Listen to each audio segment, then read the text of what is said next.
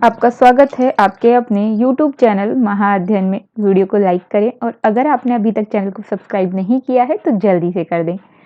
आज हम करने जा रहे हैं हमारी छठी क्लास की मैथ की वर्कशीट। नंबर है 12 और आज की तारीख है 5 नवंबर। तो चलो शुरू करते हैं।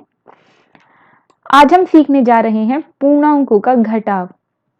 अब तक हम बहुत कुछ सीख चुके हैं और इसी प्रक्रिया में आज हम आगे बढ़ रहे हैं। आपको याद है हम नंबर लाइन सीख रहे थे, यानी कि हम सीख रहे थे कि कैसे लाइन पर, नंबर लाइन पर यानी संख्या रेखा पर जमा या घटा करके दिखाएं।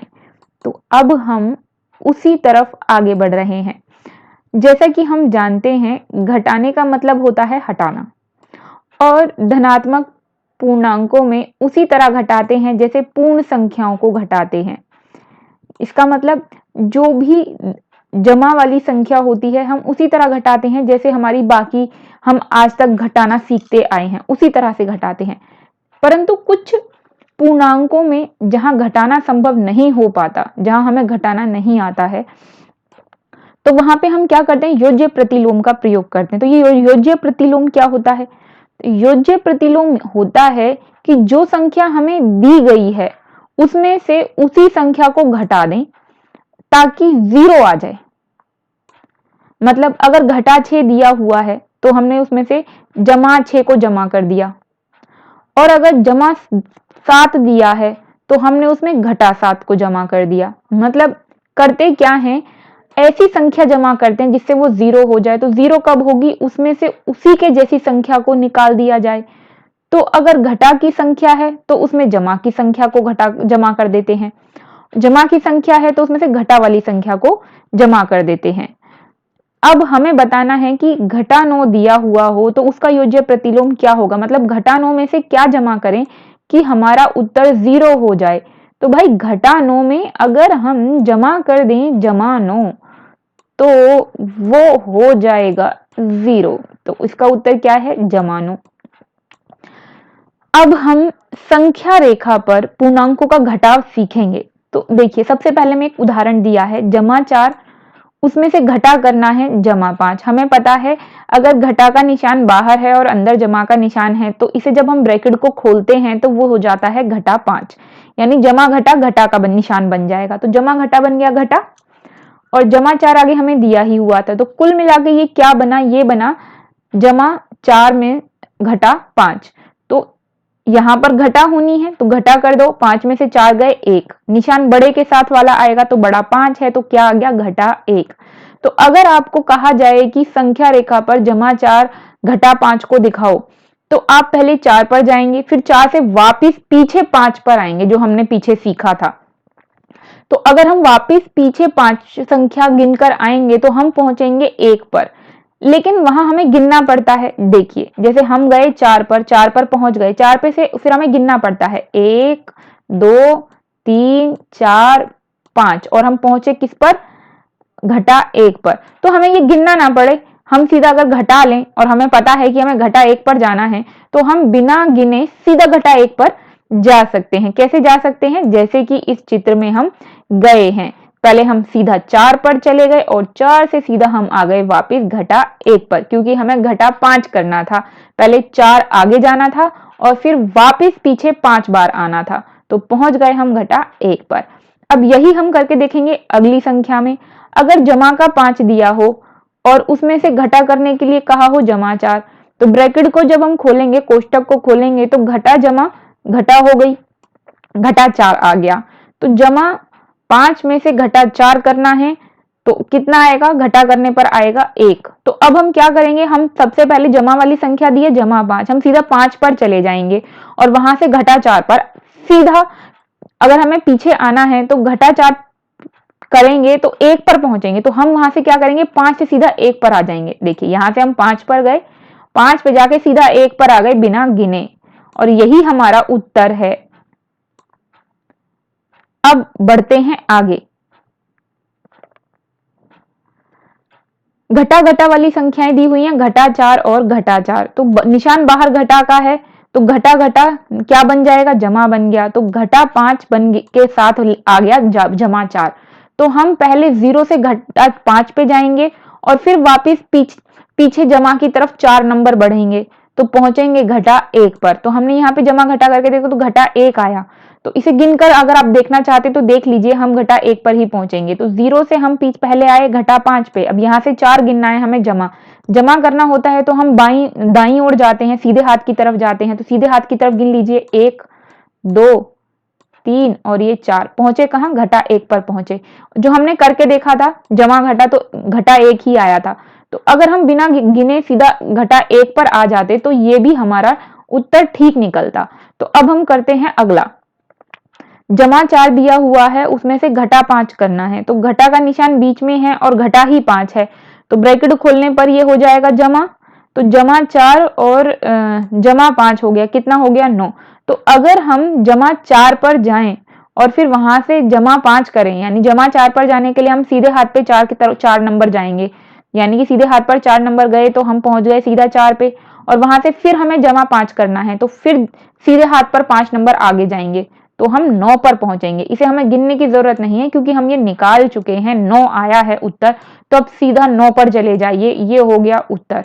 तो अब हमें करना क्या है, हम जो 1 2 3 4 ऐसे करके गिनते थे वो गिनने की जरूरत नहीं है, हम सीधा इसको हल कर लेंगे और हल करके जो उत्तर आएगा नंबर के हिसाब से सीधा वहां पर पहुंच जाएंगे। तो चलो कुछ प्रश्न हल करके देखते हैं।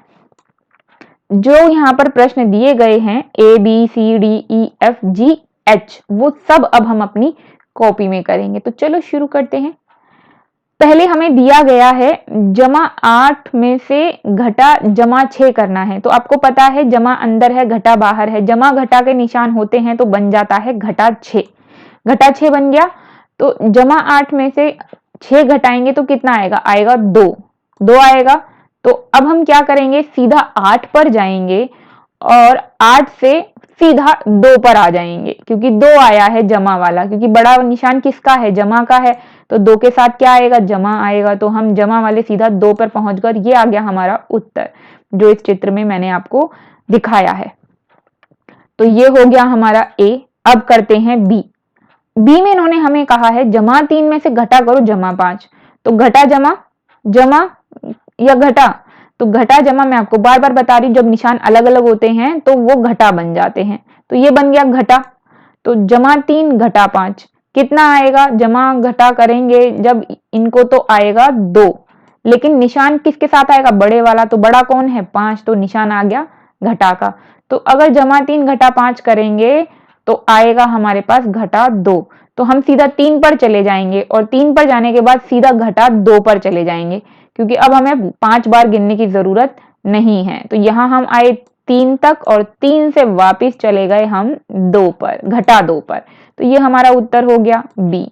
अब हम सी कर लेते हैं।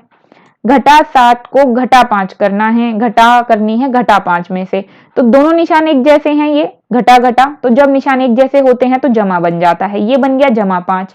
तो घटा 7 में जमा 5 करेंगे तो कितना आएगा, आएगा 2, लेकिन निशान कौन बड़ा है, 7 बड़ा है, तो घटा 2 आ गया। तो हम करेंगे क्या, सबसे पहले घटा 7 पर जाएंगे और घटा 7 पर जाने के बाद, क्योंकि जो आगे होता है हम हर बार उसी पे पहले जाते हैं, तो घटा 7 पर जाएंगे और फिर वहां से वापिस आएंगे घटा 2 पर। 0 से हम गए कहा, 7 पर, घटा 7 पर, और घटा 7 से हम वापिस आ गए घटा 2 पर। और यहाँ पर हमें आपको हर बार याद रखना है, लिखना मत भूलिए। जैसे पहले सवाल में हमने यहाँ पे घटा जमा 8 लिखा है और नीचे लिखा है घटा 6, बिल्कुल इसी तरह से अगले सवाल में यहाँ जमा 3 लिखा है और यहाँ लिखा है घटा 5।